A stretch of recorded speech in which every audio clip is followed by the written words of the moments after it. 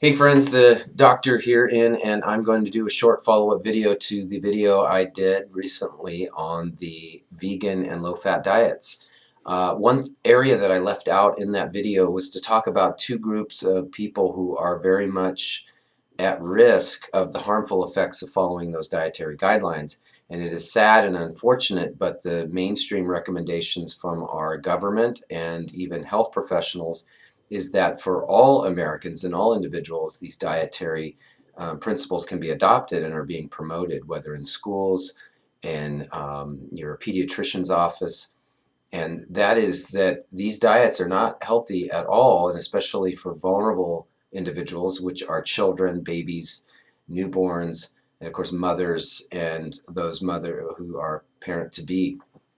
So prenatally, while gestation is going on and during breastfeeding, it's very important that adequate nutrition is achieved. And I believe there's epidemic malnutrition in the population in general. But when you are on a low-fat diet and a vegan diet, you are going to be very deficient very quickly in those groups. So children are developing very rapidly from during pre-birth and then a newborn on into young childhood and even adolescence, is that the development and growth requires essential nutrients. Human beings need these food nutrients that you do not get from these dietary guidelines.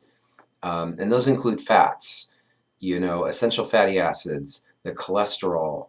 These are all important building blocks for developing nervous systems especially, but every cellular division, every new cell is requiring these essential nutrients for growth. Yes, minerals like calcium, magnesium, and iron, essential fatty acids, as I've mentioned.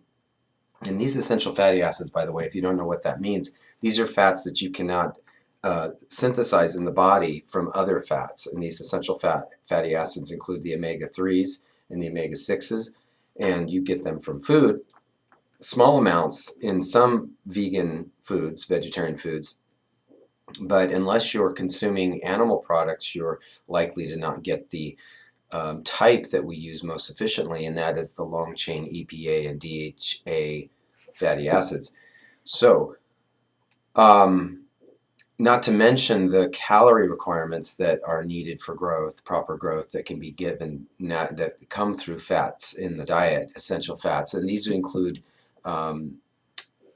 saturated fats. So I can't emphasize enough that the idea that saturated fat is bad for anyone, and especially pregnant women and kids and children and babies, is bogus. It's very flawed, and it is not accurate to say that. Naturally occurring saturated fats are essential for health, and they do not promote heart disease or cancer or any disease for that matter.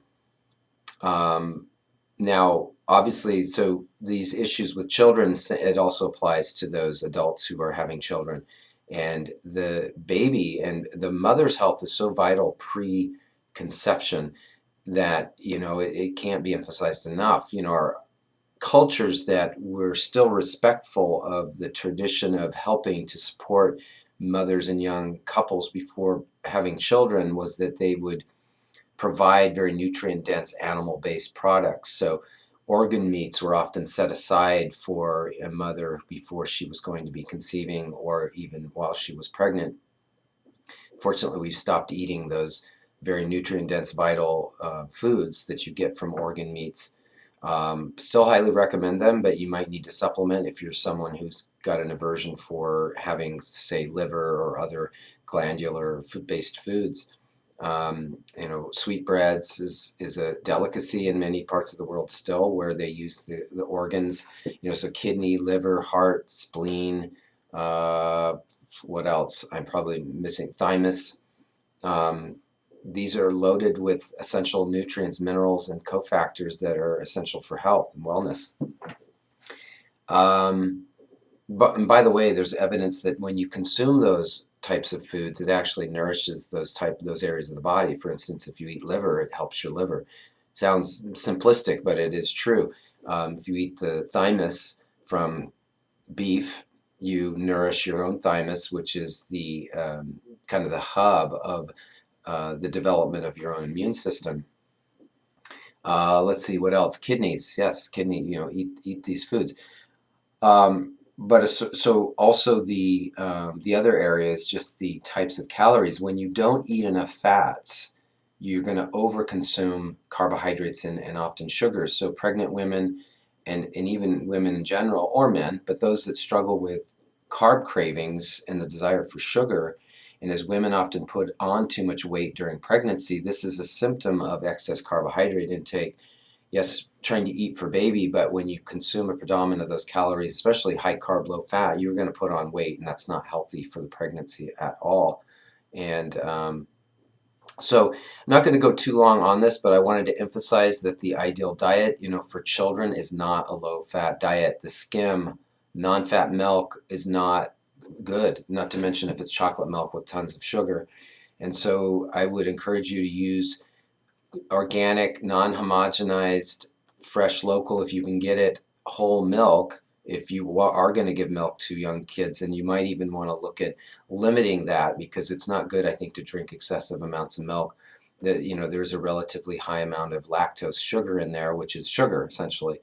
But in young and very active children, I think a bit of dairy is okay for most who have healthy digestive systems, and possibly even for a pregnant woman, to use very good quality, hopefully grass-fed um, dairy products. So butter, again, red meats, poultry, eggs. We need these vital, and the organ meats, and these vital fats, and even the proteins there. So I highly discourage, any pregnant woman, and if you are starting to introduce foods to your child, please don't make it fruit and oatmeal and rice-based cereals. These are just driving the carbohydrate problem that's in our culture, not to mention, the juice is not healthy at all. So anyway, I'm going to wrap that up for now. Just wanted a little add on to the last video that I did to make sure that I got that point across. Again, a vegan style Ornish diet is good for detox, but that's not the diet at all of choice for women who are pregnant and for young kids. So needs to be more diverse and get those nutrient dense foods in the diet with those healthy fats. So we'll catch you in the next video. Thanks for watching.